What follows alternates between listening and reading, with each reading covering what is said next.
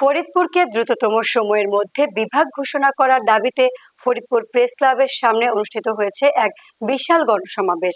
বিস্তারিত থাকছে এস.এম. শাহানের প্রতিবেদনে। বৃহস্পতিবার সমাবেশে ফরিদপুর জেলার সর্বস্তরের মানুষ, বিভিন্ন রাজনৈতিক দলের নেতা কর্মী, স্বেচ্ছাসেবী সংগঠনের প্রতিনিধি, শিক্ষা প্রতিষ্ঠান ও মাদ্রাসা শিক্ষার্থীরা একত্রিত হয়ে একই দাবিতে ফরিদপুরকে বিভাগ ঘোষণা করার দাবি জানান। বক্তারা বলেন, প্রশাসনিক, অর্থনৈতিক ও ঐতিহাসিক দিক থেকে ফরিদপুরকে বিভাগ করার সময়ের দাবি। তারা অভিযোগ করেন, বহুদিন ধরে এ অঞ্চলের উন্নয়ন পিছিয়ে রয়েছে, যা বিভাগ হলে সমন্বিতভাবে অগ্রগতি ঘটবে। অংশগ্রহণকারীরা জানান, সরকার যেন দ্রুত ফরিদপুরকে আলাদা বিভাগ হিসেবে ঘোষণা করে এবং উন্নয়ন কার্যক্রম বাস্তবায়নে কার্যকর পদক্ষেপ গ্রহণ করে। সারা জেলার বিভিন্ন উপজেলা থেকে আগত জনসাধারণের অংশগ্রহণে প্রেস ক্লাব চত্বর পরিণত হয় জনসমুদ্রে। গণসমাবেশ, ব্যানার, ফেস্টুন ও স্লোগানে মুখর পরিবেশ। ফরিদপুরকে বিভাগ ঘোষণার দাবিতে আয়োজিত এ গণসমাবেশে সর্বস্তরের মানুষের অংশগ্রহণ প্রমাণ করেছে এ দাবি এখন ফরিদপুরবাসীর প্রাণের দাবি। আসসালামু আলাইকুম। আমরা ফরিদপুরবাসী আজকে আমাদের দীর্ঘদিনের দাবি ফরিদপুরকে বিভাগ করার, যেটি আসলে আমরা জানি যে মূলত আজকে আমাদের বিভাগের দাবিতে ফরিদপুরবাসী দলমত নির্বিশেষে, আপনারা জানেন যে দীর্ঘদিন যাবৎ ধরে এই ফরিদপুরবাসী বিভাগ দাবি করে আসছে, কিন্তু ফরিদপুরবাসী বিভাগ দাবি করা সত্ত্বেও এই ফরিদপুরকে কেন বিভাগ ঘোষণা করা হয়?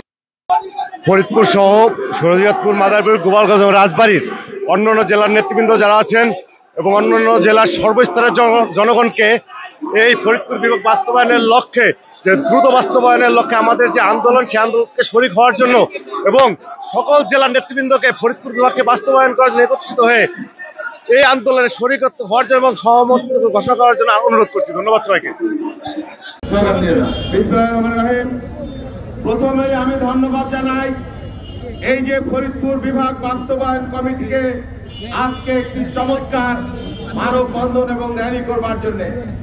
আমরা স্পষ্টভাবে বলতে চাই, জাতীয়তাবাদী দলের পক্ষ থেকে আমরা ফরিদপুর বিভাগ বাস্তবায়ন কমিটির সাথে সম্পূর্ণ একাত্মতা ঘোষণা করে দাঁড়িয়েছি।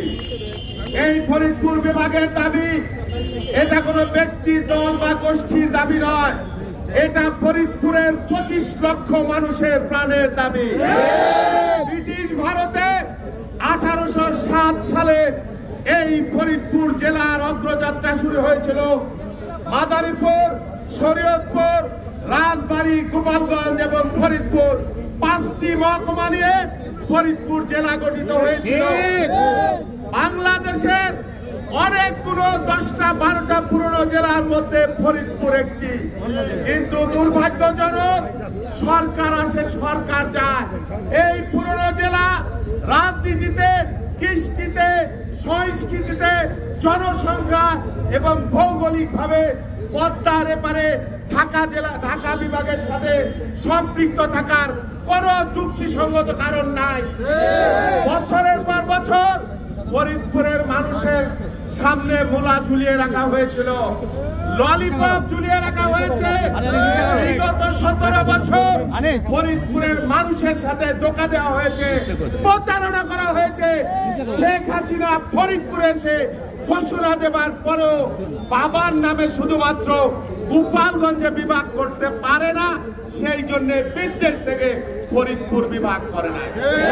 পুরনো জেলা হিসেবে ফরিদপুরে একটি পাবলিক বিশ্ববিদ্যালয় থাকার কথা ছিল। বাংলাদেশের সকল পুরনো জেলায় পাবলিক বিশ্ববিদ্যালয়, সরকারি বিশ্ববিদ্যালয় আছে, শুধুমাত্র ফরিদপুর বেঁধে রেখে ফরিদপুর সিটি কর্পোরেশন করা হবে ঘোষণা দেওয়া হয়েছে। বারবার ফরিদপুর মানুষের সাথে প্রতারণা করা হয়েছে। দ্বিতীয় পদ্মা সেতু, এটা আমাদের প্রাণের দাবি দীর্ঘদিন। পদ্মায় যে সেতু হয়েছে, গোপালগঞ্জ যদি পদ্মার এপারে না হতো, আমি নিশ্চিত করে বলতে পারি ফরিদপুরের মানুষের জন্য এই সেতু হতো। প্রিয় বন্ধুরা, এই যে ভাঙ্গা ফরিদপুর সড়ক মাসের পর মাস পিতা মাতাহীন অবস্থায়, এতিম অবস্থায় পড়ে আছে। ভয়ঙ্কর, রোগীদের অবস্থা খারাপ, বয়স্ক মানুষের অবস্থা খারাপ এখানে চলাচল করতে। এটা দেখবার কোনো মানুষ নাই। আমাদের বক্তব্য পরিষ্কার, ওই চাঁদের বুড়ি সুতাকাটার গল্পের মতো আমরা গল্প শুনতে শুনে পুরা হতে চাই না। আমরা এই সরকারের কাছে দাবি করি, অবিলম্বে এই সরকারের আমলে ফরিদপুর বিভাগের বিরুদ্ধে পূর্ণাঙ্গ সিদ্ধান্ত আমাদেরকে জানাইতে হবে।